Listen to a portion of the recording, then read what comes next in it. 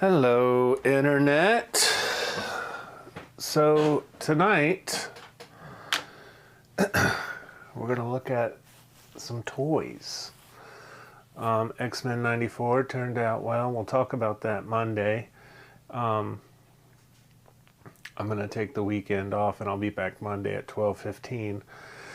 But tonight, happy Friday, I just want to take a look at some of the toys in the toy collection. This is my main cabinet, and it has my full collection, my 100 loose figure collection. I have various play sets scattered through the studio that have other loose toys, and I pulled a couple out of the cabinet to display tonight, but this is something I'll never get rid of. The 100 that you're looking at right now, I will never part with.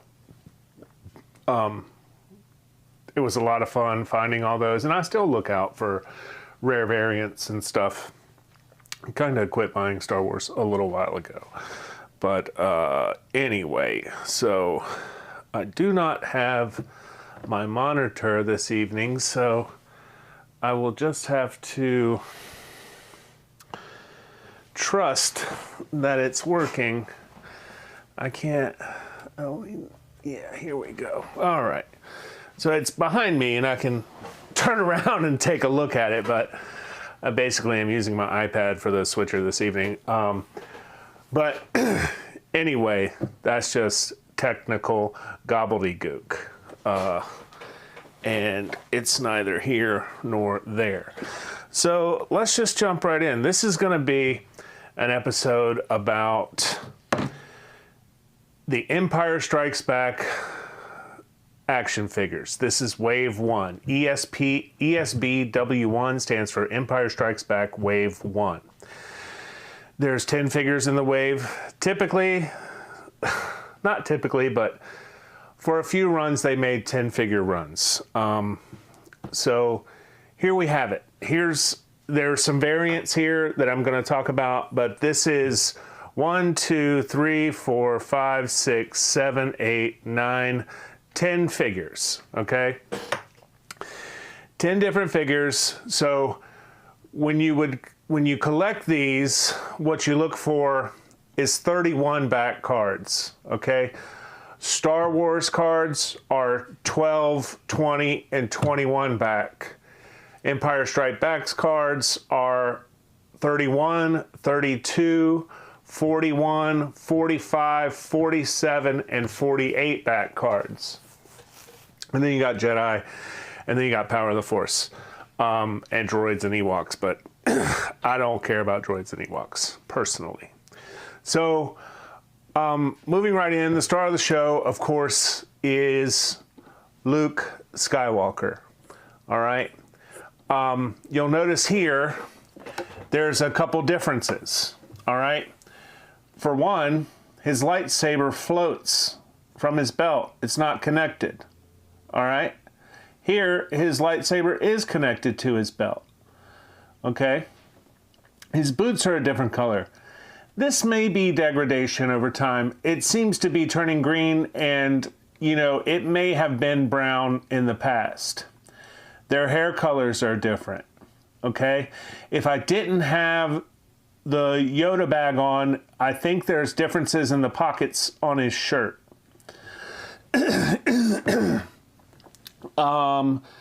Oftentimes the hand colors are different. His lightsaber is in his hand here, and I can't get a good look at the hand color. I think it is a little different. But anyway, he came with a blue blaster. For some reason, the Empire Strikes Back characters came with a lot of blue blasters. You see, all of the figures here have blue blasters. They did not do black after Star Wars for the Empire Strikes Back line. Black comes into the picture later, and real black, and those are very rare and very difficult to find. Okay, now we have We have the Snow Trooper. This is my second favorite figure in the line, is the Snow Trooper. They're just badass. They have the vinyl skirt, a big long gun, and an awesome helmet. This, you know, Army builders go crazy for these things. These things aftermarket are very sought after and very expensive because you need a lot of them to represent the Empire. You know, if you want to buy a playset and arm it with a bunch of stark white, fully skirted, badass snow troopers, you know, you got to have some skin in the game to get that going. There is one variance here that I can tell you about. This guy's a little slightly yellowed, but that's all right. His visor eyes here, they're not connected. Here, it's one solid visor. I know that doesn't seem like a lot, but like these small variants matter and collectors care, and they want to collect all the variants, okay? And now we'll just go outside in. You got Lando Calrissian here, blue blaster, vinyl cape, blue vinyl cape. And here he's smiling. All right, I guess this is when the crew lands at Bespin, you know, and he greets them when they get off of the Millennium Falcon. And he's like, hey, welcome. And, you know, Princess Leia, you're so beautiful. And she's like, yeah, whatever. She's in love with a scoundrel, so it doesn't matter. And then this is him after he realizes he got duped by Vader, you know, and his buddy Han is in carbonite getting shipped off to Jabba's palace. Empire Strikes Back. It is the greatest film in the Star Wars franchise, bar none. You know, the bad guys win. I always love that. My favorite Marvel film is Infinity War, by far. Thanos kicks all their asses, and it's the best. Empire Strikes Back, we see Vader at his full strength, you know. He chops Luke's hand off at the end and reveals that he's his father, and we get the no, you know, like it's the best. It is the best film in the franchise. So that's Lando. Then we have the Bespin Guard, okay? This gold leaf on his uniform is often worn off. And there's a variant, there's a handlebar mustache variant for the Bespin Guard, and I have it, but I didn't have room on the board to put him out. I kind of had to choose my variants to fit in frame. But the I should have put the handlebar out because, you know, he's a little bit more BA. Anyway, now let's talk about some bounty hunters. This was an amazing part of the film. When we saw the bounty hunters on Vader's ship, is it called the Interceptor? I can't remember the name of Vader's ship, but it's incredible. It's so much bigger. You know, they went all out. Now, these toys are the reason Empire Strikes Back was what it was. All the stop animation, all the ship work that they done. Industrial Light and Magic was able to expand because George Lucas was able to fund it. And that was largely due to 750 million toys being sold. Like, they sold 750 million of these figures. That's the numbers that have come out. And it's a wild number. 750 million of these toys. They were $2 or $3 each, you know, but this is 1980. And now that's the end of the line and that's the total amount made. But still, like, George Lucas made this deal with Fox Studios and got the rights to this intellectual property and was able to sell these things. And it changed movies. I mean, Industrial Light and Magic made every important film in the 80s. They're still making all the important films. They're very much involved with Marvel. It's an amazing story. There is a documentary on Disney Plus. I recommend you check it out. Industrial Light and Magic. I don't know the name of the documentary, but anyway, I digress. So, we have the Bounty Hunters, okay? This is Wave 1 of Empire Strikes Back.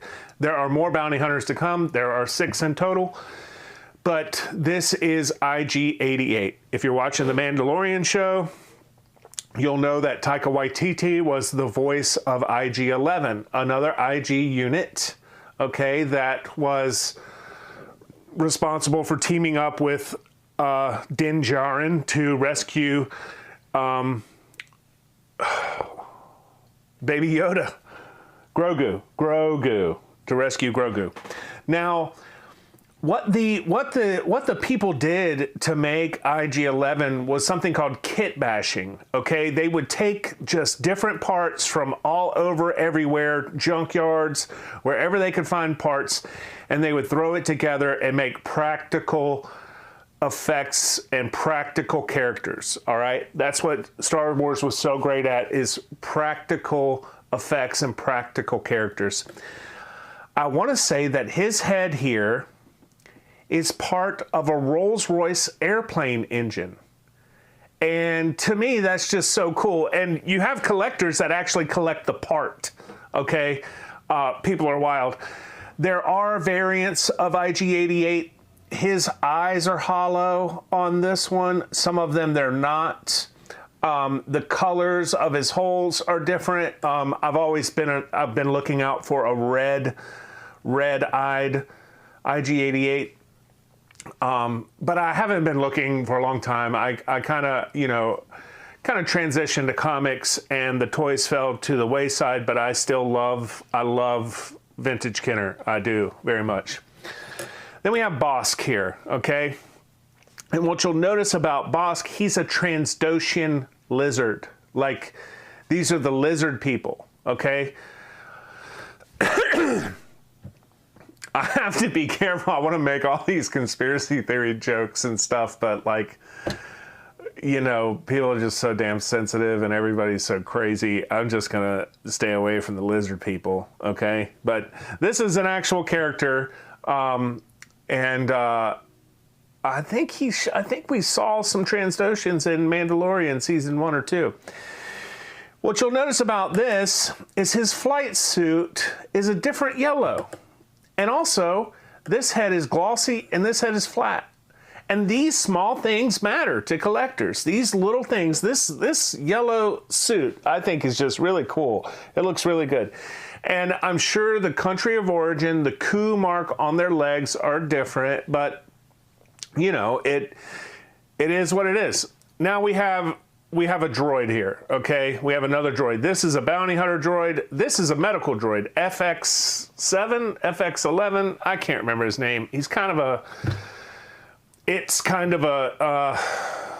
you know, I love the droids in the show, but this one is the medical droid that heals Luke after he's attacked by the Wampa. And I just don't really care about him. I would rather have a back-to-tank, personally, but whatever. I should have done a little research. I can't remember this guy's name. I think it's Rebel Soldier. I think he's just Rebel Soldier. And he has an accessory that shipped with the transport, shipped with this, and it was also a mail-in, okay? If you mailed in proof of purchases, you would receive this backpack and different guns and the belt with the grappling hook for the Luke pilot figure, so that he could climb up the walker and chop the insides out. All right. So I like to put backpacks on these guys. You see the blue blaster. He comes with molded legs and painted legs. You know, that was often a variant. Okay, is that some legs are molded and some are painted, In fact, I do have a very cool, very weird variant I'd like to share that I forgot about. And it's really cool. I'll do that in a second. So here is Han Hoth, okay? We have two examples of Han Hoth here. What you'll notice first is that the legs are different colors. These came in all different types of colors. The legs were just like, there was chocolate, there was, you know, different things. And what you should understand about these figures is they were made in many different countries. This brand was global, all right? From Japan to Australia to Argentina to Germany to Poland, Star Wars figures were everywhere, and they were being made and manufactured at all of these different facilities all over the world. There is a PBP variant of this where the jacket is very light gray. I was able to find one at Celebration 2017, and I gifted that to my friend Chris Fawcett, who is a Han Hoth specific collector. In the collecting world, there is so much that people choose a focus, and his focus is Han Hoth, and he has an amazing collection of Han Hoth, carded figures from all over the world. He has prototypes. He has the prototype 12-inch figure of Han Hoth that is just incredible. It never came to market. And so I was happy to be able to find that figure and gift it to Chris. That was a really cool moment.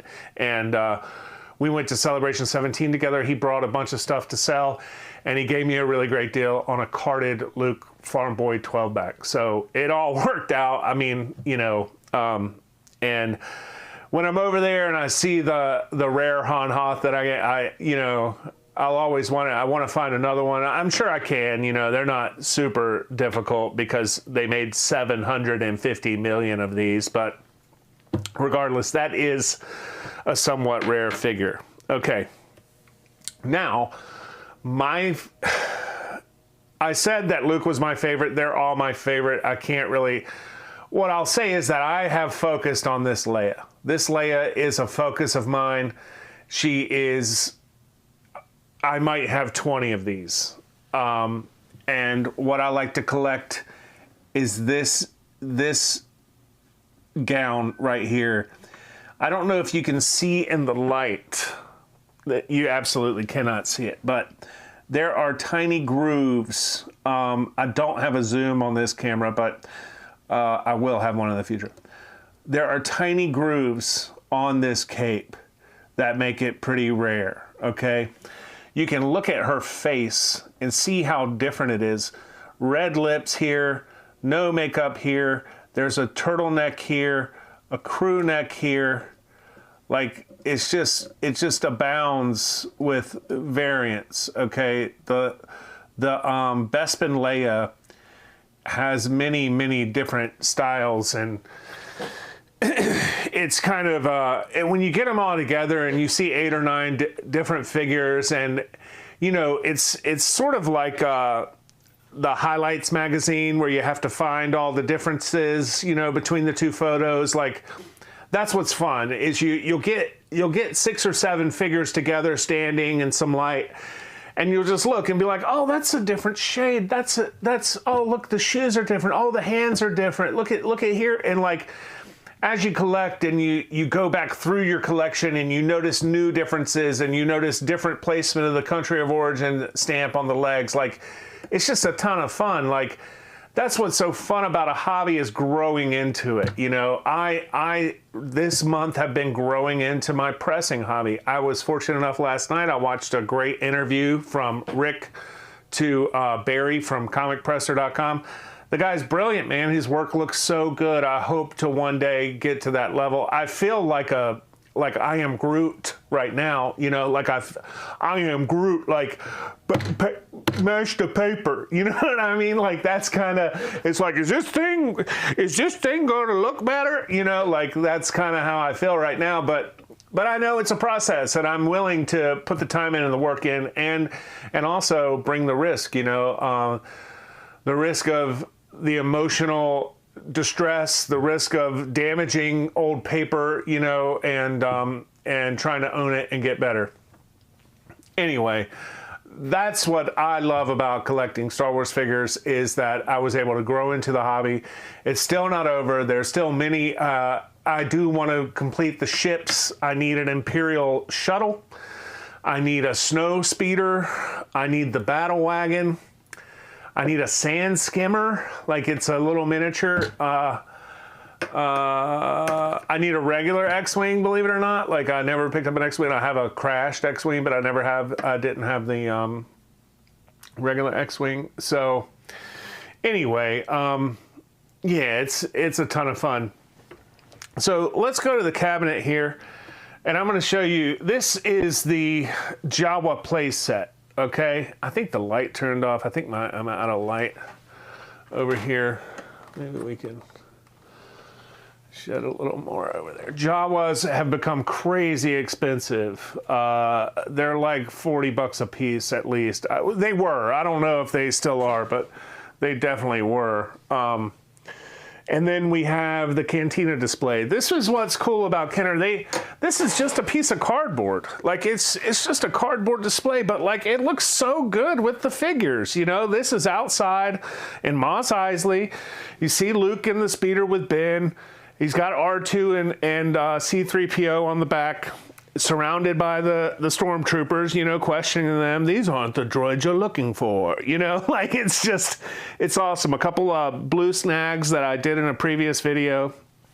And then we get up top, and this is the 100. And like, just look at that. It's incredible. It's so cool, man. It's so beautiful. Like, just all the figures stacked up, so much personality, so much variance. There's the three different R2s. There's the sensor scope, the lightsaber, and the normal. There's the R5. There's the power droid. You've got the band on the left. You know, it's just a ton of fun. And this is something like, you know, Star Wars toy collecting. I'll tell you what, like, if you don't want the vintage Kenner and you can deal with some of the later stuff, you can find them a dime a dozen. There's so many. And when you get a display in a cabinet with some light on it, it looks really cool. Like, I love battle droids from Phantom Menace. I think those are really cool. I have like 100 of those on card. I need to figure out what to do. And I picked them up $5 a piece, you know, like, over time you can really put together a nice set of figures. There's 5 Tusken Raiders, or Sand People as they were called at this era. You see the R5 coming down out of the Sandwalker, Sandcrawler, whatever. Obi-Wan's there. You see the escape pod, okay? Like, this isn't the crew that was all there, but it's all from Tatooine. It's all from that opening scene on Star Wars. And it's a lot of fun. So, okay. Now we're going to talk about Wave 2. That's the surprise for the evening is Wave 2. And Wave 2, similar to Wave 3 of Star Wars, is a very special figure. And it's probably some people's favorite. I know it's definitely some people's focus. And it's this little guy right here. This is so we go from the 31 back with the previous figures, and now we're going to the 32 back. Okay. There he is.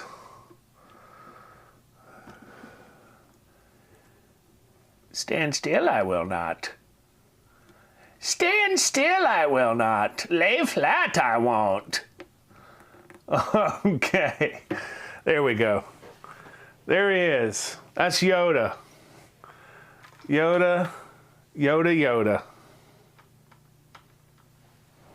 Oh, I know what I did. There we go. Little guy, little itty bitty fella.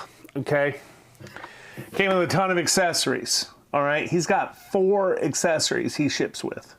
Typically, everybody comes with just a gun. Okay, like, he came with a gown, like a cloth cape, similar to the Jawa. Like, the way the Jawa happened, when he first came out, he had the vinyl cape.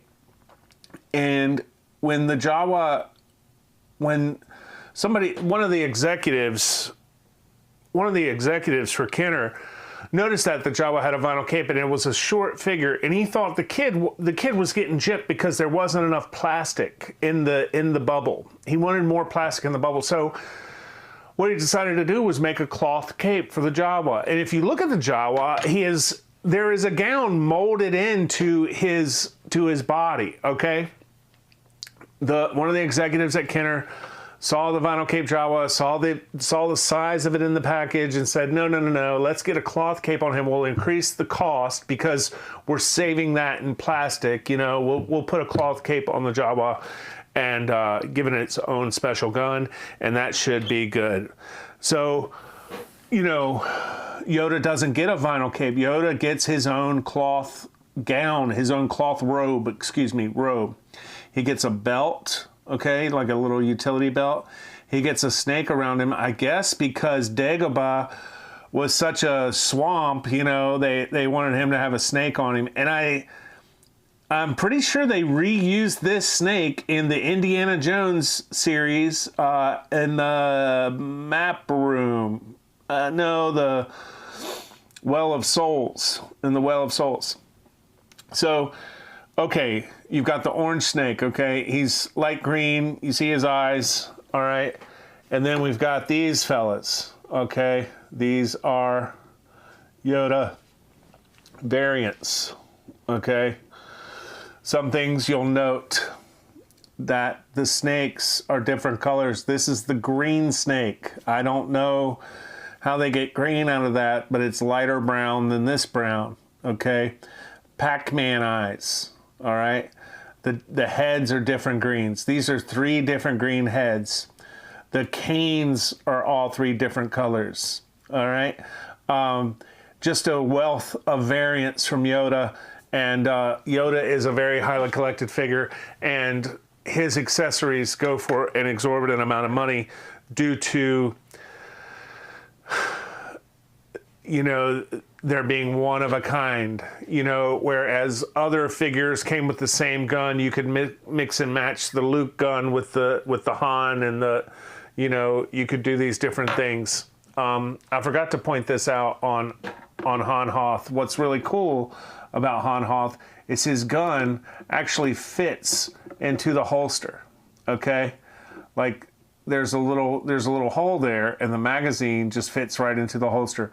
And a lot of people don't know that, you know, but I think it's super cool to sort of carry him with the gun in the holster, and he's always ready to go, you know, with his DL44 blaster or whatever it is. So yeah, this is Yoda. He is, you know, a 900-year-old Jedi master, and you know, he transitions and becomes part of the Force and stays with Luke throughout, through the whole time. Luke grows old and he's still talking to Yoda, according to the recent Disney trilogy. So, of course, you're going to have Yoda in there. And one thing about Yoda is I don't think any of his original puppetry still exists. So, there's that. All right, I said I had something for the very end, and let me just, all right, so this is kind of funky. It's kind of weird. I think it's really rare, and that makes me happy, okay? I always have something rare that is kind of weird. Last week was the painted face Boba Fett, and today we have a Han Hoth. And what's crazy about this figure is that it has 2 different legs. And when I say different legs, I mean like different, like totally different, okay? The big chase on this Han Hoth figure, okay, I've got him with the backpack and the rifle. You know, I like to accessorize. So, What's crazy about this, the one thing that everybody wants is the molded leg Han, okay? These other figures are painted legs. You can see some of the paint worn off, and there's blue shining through the feet.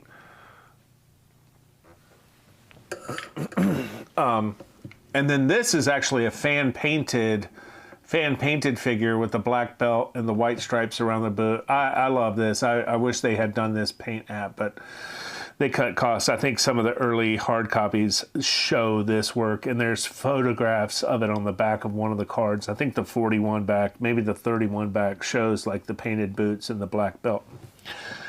Moving on.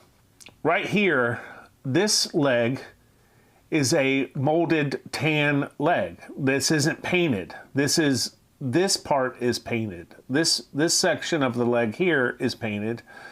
Okay, this section is not.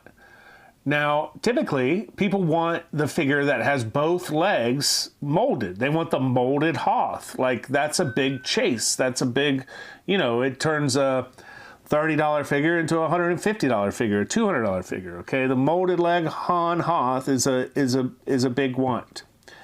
This leg is painted. This has both painted and molded legs. I don't know when I got this. I don't know how I got it, but it showed up in my collection, and like I'm looking at it one day and I'm like, what the crap, And it's half molded, half painted. I handed it to a friend of mine one time, and she took her thumbnail and scraped on the back of the boot here. I was like, what the hell are you doing? Like, don't scrape the paint off of my... It drove me crazy. I can't believe... I still am hung up on that. Years later, it's been years since that happened, and I still am just like, what the heck? Like, don't scrape the paint off of anything. But she was like checking it to see, so I have this little heel mark here, this little blue heel mark. I don't know if it's showing up on camera. I don't have a monitor in front of me, but whatever. Trust me, it's there. There's a blue mark here, and on this side, there's nothing. Okay, small coup here. Can't really see it from where I'm sitting. Now this is painted, and this is not. Okay, this is actually blue mold. This is what. This is the color of the plastic. This is the color of the paint. So that's a very weird, rare figure, and I've never seen another one. I've never heard of another one. I'm not real plugged in. I don't use Facebook, so I'm not in any collector groups or anything like that. But it's just a fun piece. So I think what we'll do is we'll just watch the slider go up one more time when he gets back. And man, thank you so much. And I'm really enjoying this. I'm really enjoying sharing. And I hope to see you all on Monday. And I picked out a couple books this week. I'm going to do a couple of Man Thing, Khazar 12 and 13. The Khazar 13 I have is like a white cover, and it's covered in foxing, and I just kind of want to see what I can do to that. It's not a high value book, but I'm gonna take the cover off and see what happens. I want to see what happens to that foxing under some UV light and some washing. So all right, here we go. We're just going right up the show. We're going to Mos Eisley, going in the canteen to get some blue milk and chop an arm off. And I'm a doctor whatever, telling people he's wanted in 13 systems, and Luke saying, well, I'll be careful, He says, you'll be dead. Then Obi-Wan steps in and shows the power of the Force and lops that guy's arm off. It's incredible. I might go watch that tonight. I don't know. Probably need to eat some dinner, but anyway, here's the 100. There's a very rare Top Toy figure in there. I don't know if you'll be able to spot it, but if you can see that black hood, and it is incredible. There's a brown-haired Luke. There's an orange-haired Luke. There's a gray-haired Ben. There's the last 17 up top. There's a there's a yak face in there, which is always a big deal. So yeah, man, I love Star Wars toys, and I just wanna share it. Probably show some carded figures in the future, but yeah, that's a good looking picture right there. A couple of graded Lukes, couple of graded blue snags, and we're on our way down to Tatooine to take another look at the Jawa. Unjidi. Little bounce in the slider. Oh, one thing, you'll see that there are variants with the Tusken Raider. You see that some have black, some have light brown. Some of their eyes are longer than other ones. There's variants on the hoods of the Jawas. Some are small, some are large.